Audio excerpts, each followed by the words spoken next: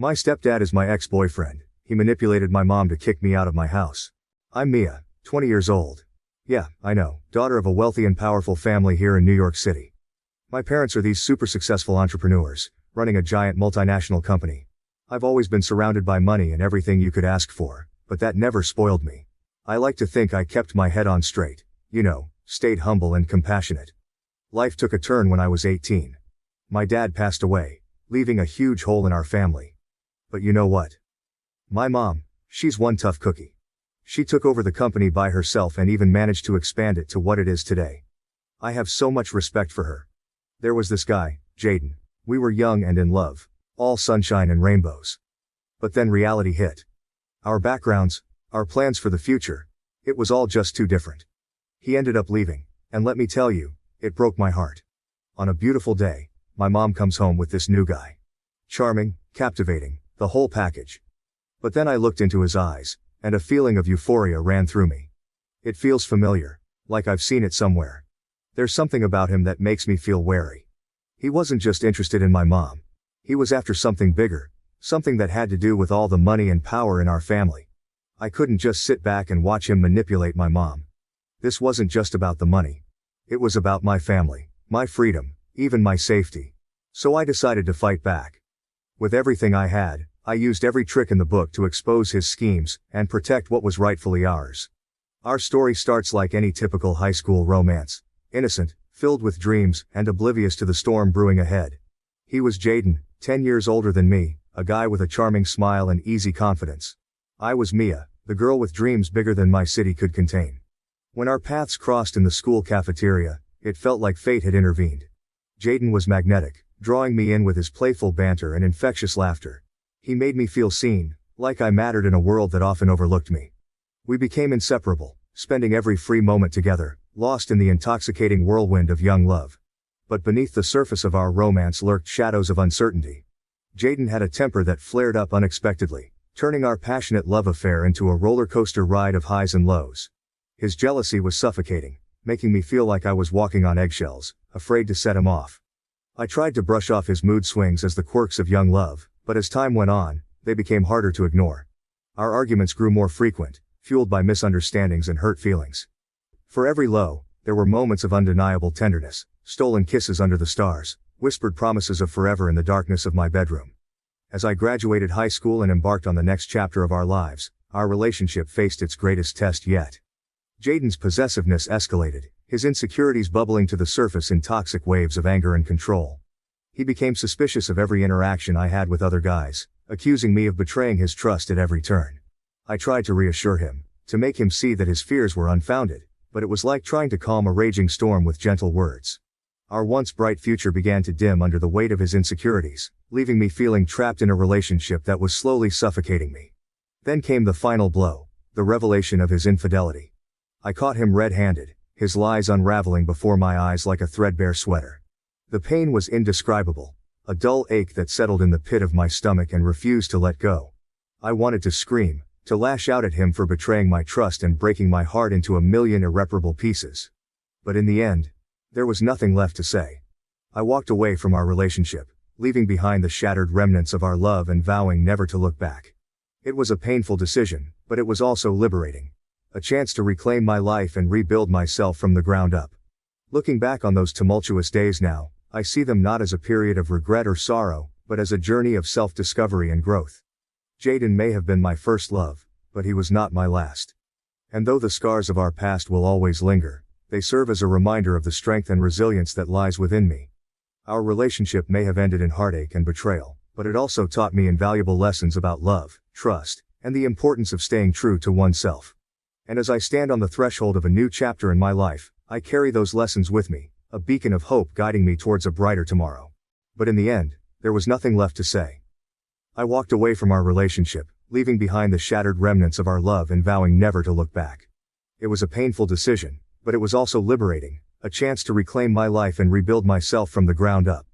Looking back on those tumultuous days now, I see them not as a period of regret or sorrow, but as a journey of self-discovery and growth.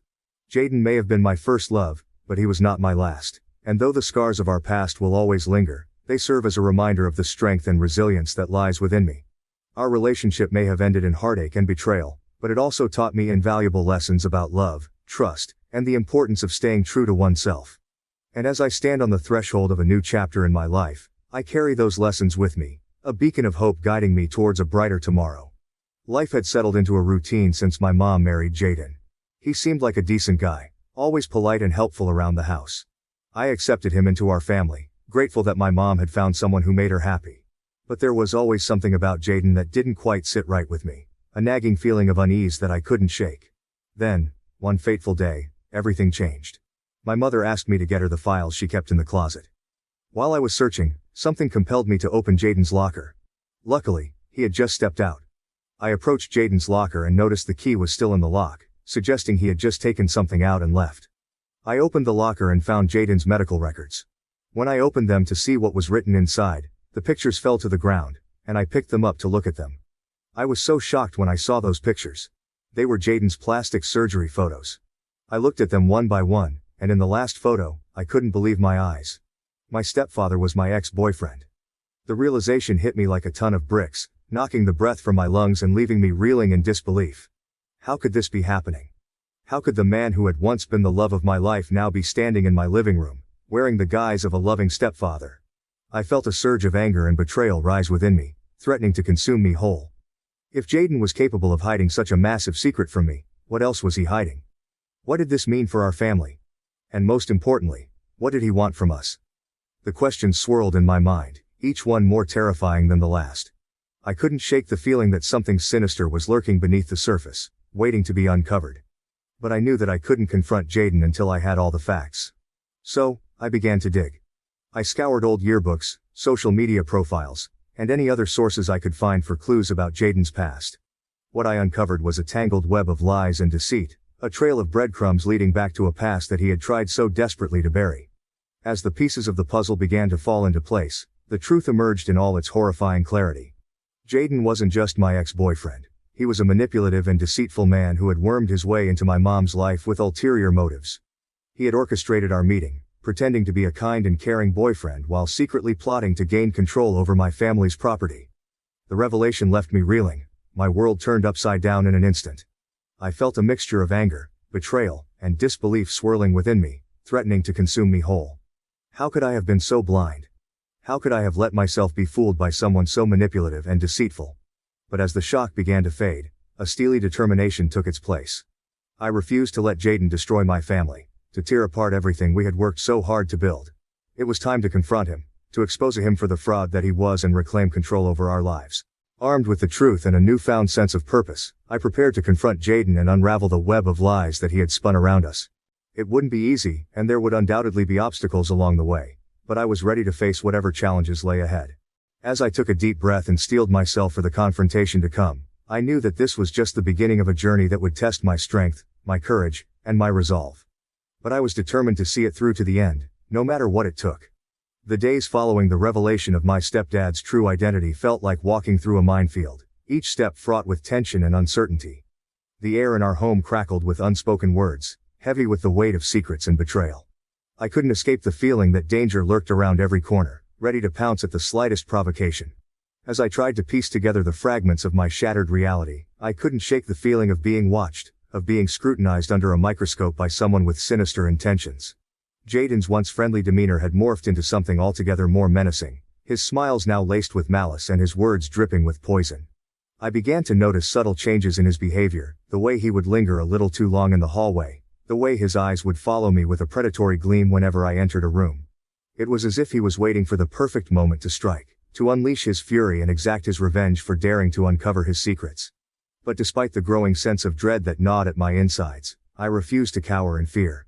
I knew that I couldn't let Jaden intimidate me into submission, couldn't let him win without a fight. So, I armed myself with knowledge, delving deep into his past in search of the truth that he so desperately wanted to conceal. What I uncovered was a web of deceit so tangled that it made my head spin. Jaden had been playing a dangerous game for years, manipulating my mom into believing that he was a loving and devoted partner while secretly scheming to seize control of our family's property. He had been gaslighting her, planting seeds of doubt in her mind and twisting the truth until it was unrecognizable. But worst of all, he had convinced my mom to turn against me, to cast me out of the house like a leper so that he could claim my property for himself. The betrayal cut deep, slicing through the fragile bonds of trust and leaving behind a raw wound that refused to heal. I confronted my mom about Jaden's true intentions, laying out the evidence before her like a prosecutor presenting a case to a jury. I confronted my mom about Jaden's true intentions, presenting the evidence like a prosecutor before a jury. She didn't believe me and told me we'd talk about it later. That night, I overheard a conversation between him and my mom. He bad-mouthed me, fabricating a story about me wanting to steal her property. He swore oaths and sweet-talked my mom, who was touched and decided to believe him instead of me. A wave of disappointment washed over me. The next morning, I went to work as usual. I met Jaden under the stairs, and he looked at me with a knowing expression that sent chills down my spine. When I came home from work, I was surprised to see a large truck in front of my house with all my belongings. My mom had kicked me out of the house, just as he had said. I rushed inside to explain to her, but he blocked me at the door and wouldn't let me in. I pushed him aside and went in to talk to my mom, who was waiting for me in the living room. To my shock, she told me to leave the house and accused me of plotting to take her property. She hurled insults at me, each word like a knife piercing my heart. I cried and ran out of the house, while he closed the door and looked at me with the face of a victor. That face etched itself into my memory, and I vowed to myself that I would get revenge on him at all costs. After being kicked out of the house, I tried to contact my mother to tell her the truth about Jaden. After many days, I finally received a reply from her. We met at a coffee shop near my house. At first my mother didn't believe me, clinging to the comforting illusion of the man she thought she knew. But as I peeled back the layers of deception, she began to see the truth for herself, her eyes widening in horror as she realized the extent of Jaden's deceit. The confrontation that followed was like something out of a nightmare, a whirlwind of accusations and recriminations that left us all reeling in its wake. My mother was devastated, her heart shattered by the revelation that the man she loved and trusted had been using her for his own selfish gain. My mother and I returned home and looked for Jaden to question him, but he wasn't there. We waited for him until evening. When Jaden's lies were finally exposed before our eyes, he became desperate. His once confident facade crumbled like a sandcastle battered by the relentless waves. He hurled venomous words and wild accusations, his anger a fiery inferno that threatened to consume us all. He stormed out of the house, and we thought it was over. But then, her assistant called and informed my mother that the company was facing a crisis and was on the verge of bankruptcy. Jaden had secretly transferred all of my mother's assets into his own account and fled. My mother couldn't stand it anymore. Another huge shock fell on our family. I screamed in desperation. What am I going to do now? What am I going to do to save my family? Update. 1 month later, our family officially went bankrupt. The news spread like wildfire. But my mother didn't give up. She contacted all of our old partners and friends in an attempt to save the company. However, to our surprise, these friends didn't help us in our time of need. The truth behind this was that Jaden had manipulated them and constantly badmouthed my mother to them. But it seemed like God had heard my prayers. My father's best friend contacted my mother after hearing about the news, and he helped us save the company, and Jaden is still unknown. We don't know where he went, but my mother's friend said he taught him a lesson for his lies and betrayal. In the end, justice had been served, and we were free to move forward with our lives, stronger and more resilient than ever before. The road ahead would be long and difficult, filled with obstacles and challenges that we couldn't yet foresee. But with the truth on our side and the love of family to guide us, I knew that we would emerge victorious, ready to face whatever the future held with courage and determination. Thank you for watching. If you haven't subscribed yet, please do so and hit the notification bell to stay updated with more shocking real-life stories happening around you.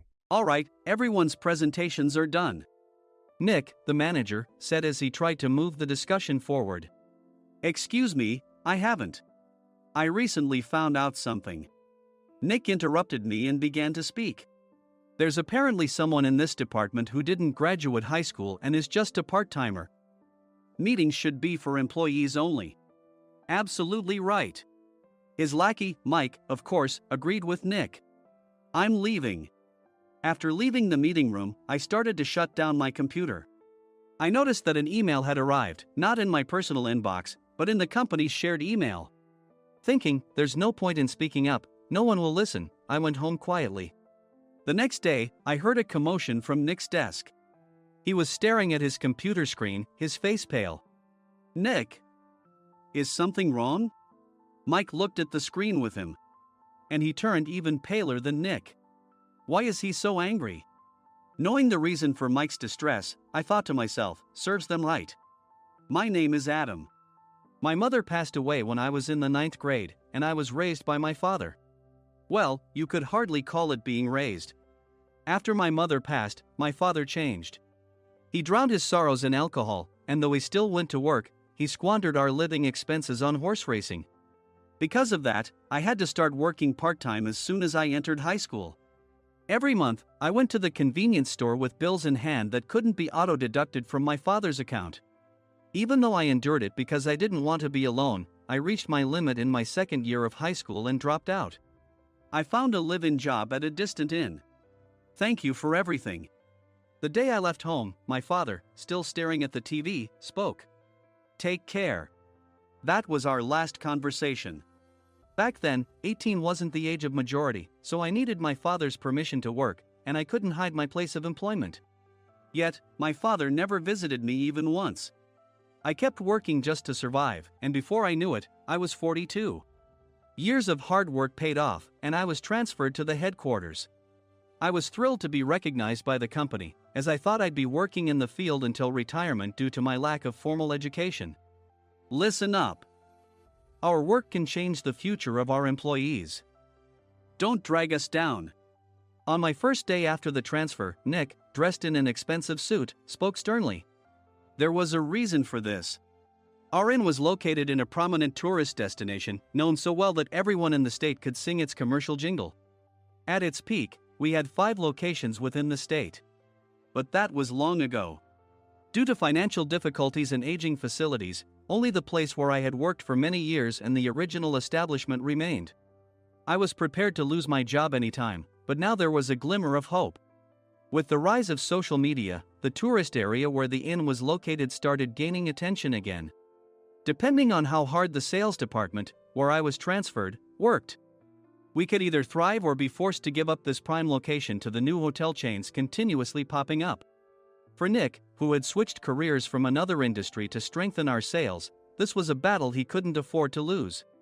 I understood why he had to be strict. I will do my best. Nick sneered at my enthusiastic declaration. Did you not hear what I said? I'm sorry. I thought I was listening carefully. Out of habit from years of customer service, I apologized reflexively, though I had no idea what had offended him. Someone was watching me with a smirk. In this department, there are those who are expected to excel and those who have been shoved here because they have nowhere else to go. You are the latter. It was Mike, the section chief. He's 7 years younger, at 35. But he was called to headquarters much earlier than I was and had been moving around within the headquarters ever since. I'm not jealous, but I can't accept that he's my boss. Graduating from a prestigious university, he has an unusually high pride and caused many problems as a newbie, making things very difficult for me when I was the front desk leader. When I found out Mike was transferred to the sales department a month before me, I was disheartened. Mike is right. With just a middle school diploma, there's not much you can do.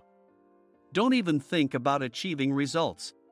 As if I didn't exist, Nick remarked, I'm thirsty. Mike eagerly ran to the coffee maker. It seems Mike is Nick's lackey. I regretted being happy about my transfer to headquarters, wishing I had stayed on site forever. Send a direct mail to every company on this list by the end of the day. Nick only assigned me tasks that even a new graduate could handle. What? There are over 1,000 companies. You want me to send to all of them by today? Yes, if you and your fellow misfits split the work, even those with nowhere else to go should finish by today. I glanced at the employees typing away expressionlessly. They were worn out from customer service, only thinking about leaving on time, or were women reassigned after having children, with zero motivation for work. Even Sam, a new graduate from the same university as Mike, who was supposed to be among the expected achievers, had no enthusiasm for the job, having joined the company wanting to do customer service. I don't care what they say, I plan to quit anytime, he said. Only Nick and Mike were highly motivated, making all the decisions between the two of them. I originally only wanted to work at the inn to survive and had no particular attachment to this job. I swallowed my words, thinking I had no right to reprimand them. About a month after the transfer, Nick told us with a frustrated look. To commemorate the 50th anniversary, we've decided to create a plan exclusive for one group per day. Originally, Mike and I were supposed to come up with it, but our president, Mr. Thompson, insists on hearing everyone's opinions. So, you all get a chance. As Nick explained, Mike began handing out prints. Make sure not to embarrass Nick. If your ideas are half-baked, you'll have to redo them. It seemed that they had printed his handwritten notes by Mr. Thompson, which included several questions and a section for free responses. It made sense why Nick had to seek our input, given that all responses had to be submitted to Mr. Thompson. We were given a week to think about it, and a meeting was scheduled to compile our ideas. My plan is to let guests enjoy both the old and modern America. Nick began the presentations. Guests would watch a master confectioner at a nearby traditional sweet shop make sweets in front of them. The welcome drink would be premium tea in a bottle. Nick's plan was certainly attractive. After his presentation, Nick called on us to present in the order we were seated. Just as I stood up for my turn. All right, everyone's presentations are done. Excuse me, I haven't. I recently found out something. Nick interrupted me. There's someone in this department who didn't graduate high school and is just a part-timer. He was likely talking about me. I joined the company as a part-timer and was made a full-time employee when I turned 20. That was 20 years ago, so Nick and Mike probably had no chance to know until recently. Meetings should be for employees only. Absolutely right.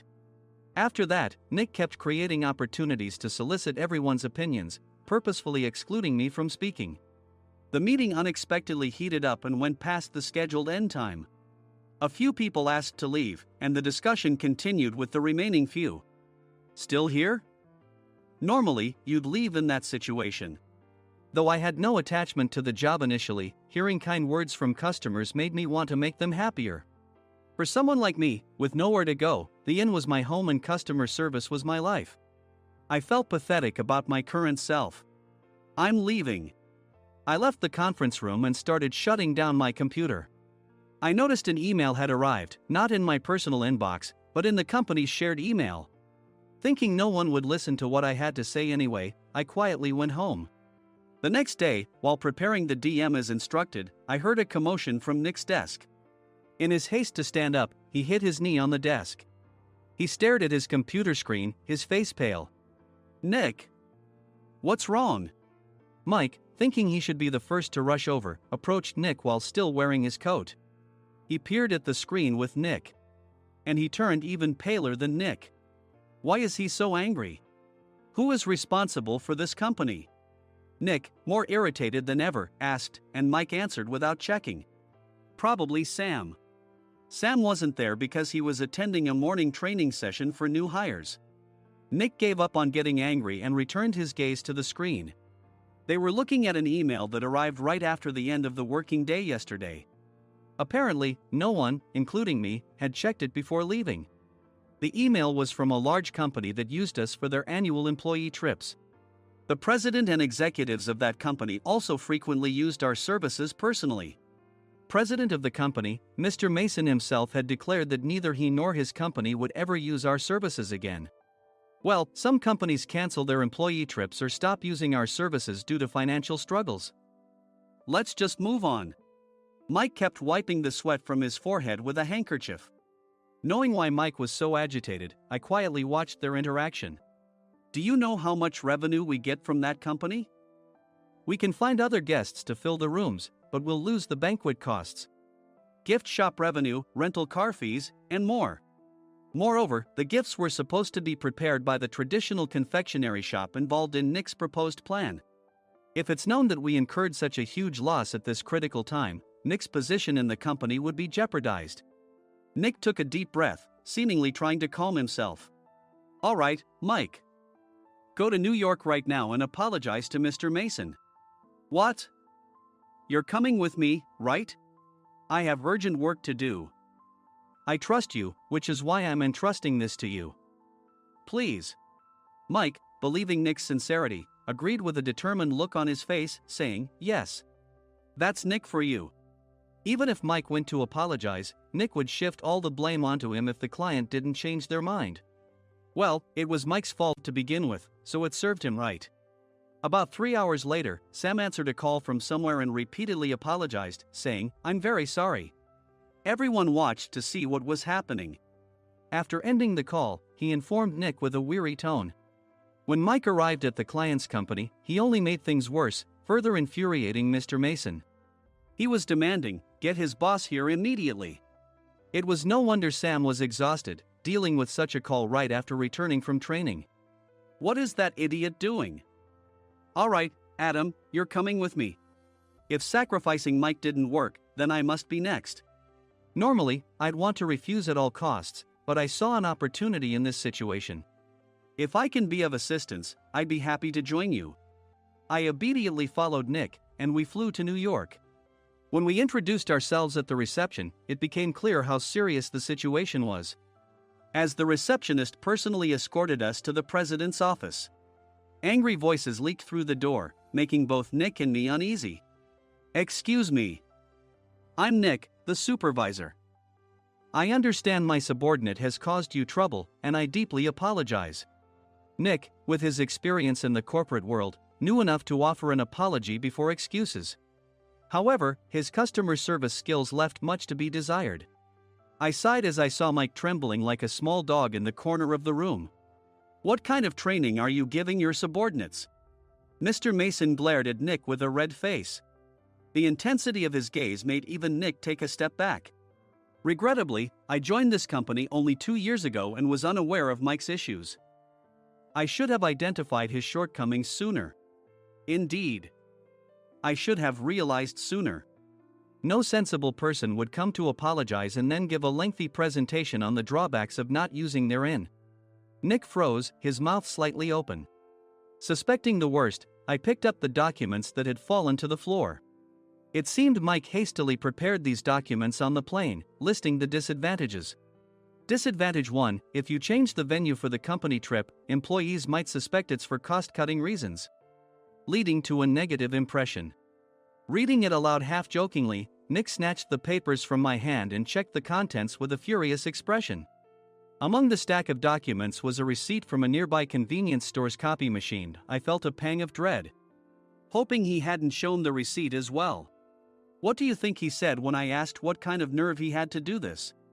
I'm very sorry." Faced with the dire situation, Nick must have thought there was nothing left to do but apologize. In a voice smaller than I'd ever heard from him, he uttered words of apology. He said, "I'm a Harvard graduate. I don't believe I said anything wrong." "Mike, what have you done?" Forgetting his plan to pin the blame on Mike, Nick yelled loudly, even in front of Mr. Mason. "I didn't do anything wrong." "You're still saying that? Look at him." Mike pointed at me with a shaking hand. "I was assigned to headquarters in my 20s and now I'm a section chief. This guy only made it to headquarters at 42. Everything I've done proves I was right. So why are we losing the contract?" Having said his piece, Mike collapsed to the floor. "Of course. You were sent there because you had nowhere else to go." Mike never expected to hear such words from someone he looked down upon. He lunged at me, and Nick hurriedly stepped in to stop him. "Mr. Thompson told me Mike is a quick thinker, and to take good care of him." There's no way he was pushed aside. "Don't make things worse here. He didn't say quick thinker, he said only quick-witted, didn't he?" I don't remember that part." I recalled the many troubles Mike caused when he was a newbie. When Mike was on the front line, his pride was so high that he never apologized to customers. Customer service, especially in our job, doesn't work alone. It brings both good and bad situations. If the front staff or housekeepers made mistakes, or the cleaning company didn't properly clean a room, one had to apologize to the customers regardless of personal fault. Mike, in such situations, would never apologize, insisting he wasn't at fault. This often angered customers, and as the front desk leader, I frequently had to apologize on his behalf. He caused complaints and disrupted operations, which is why he was quickly moved to headquarters. In departments where he didn't interact directly with customers, his quick thinking was beneficial and things went well. But it seemed his flaws were starting to show. Corporate reservations are supposed to be entered into the system by the sales representative. But a quick check yesterday revealed that more than 10 items were missing from the client's reservation. The handover document clearly stated what needed to be prepared. Why didn't you enter it into the system? Why do we have to give them special treatment? Filling rooms near the banquet hall, setting up all the food in advance. Specifying the brand of wine, they're too demanding. No wonder he always angered customers, I thought, feeling a headache coming on. Grouping them in rooms near the banquet hall is for our benefit too. It makes it easier for the staff to set up beds and serve breakfast since everyone's schedule is synchronized.